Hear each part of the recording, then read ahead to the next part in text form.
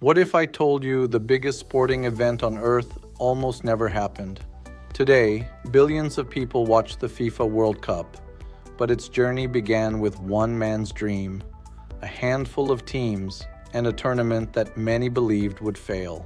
Over the next few minutes, we're traveling through nearly a century of football history, from the very first World Cup in 1930 to the upcoming FIFA World Cup 2026.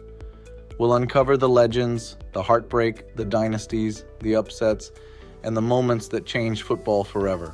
Before we begin, follow Six Sigma with Omar for more World Cup history, football facts, and stories from around the globe. Our story begins with the vision of Jules Rimet. In the early 20th century, FIFA's vision was bold but risky. They wanted a global tournament that would unite the world through football. But the challenges were immense.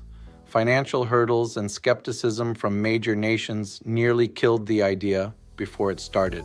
When Uruguay was selected as the first host, European teams had to travel for weeks by ship just to participate. There were no flights, no luxury hotels, just a raw passion for the game and a long voyage into the unknown.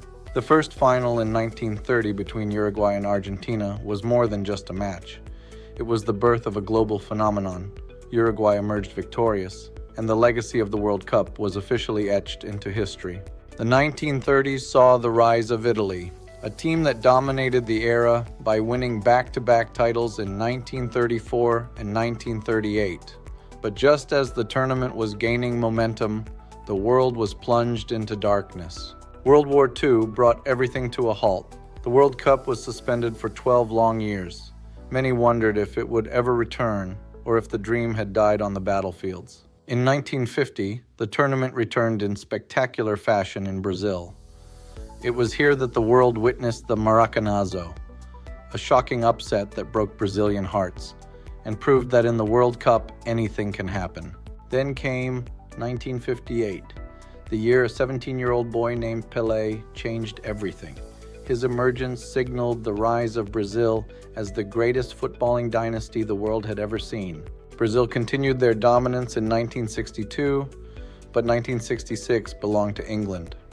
On their home soil, the Three Lions secured a historic victory that remains the pinnacle of English sporting history.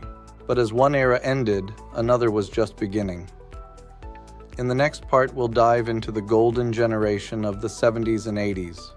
The rise of Maradona, and the moments that redefined greatness. Stay tuned.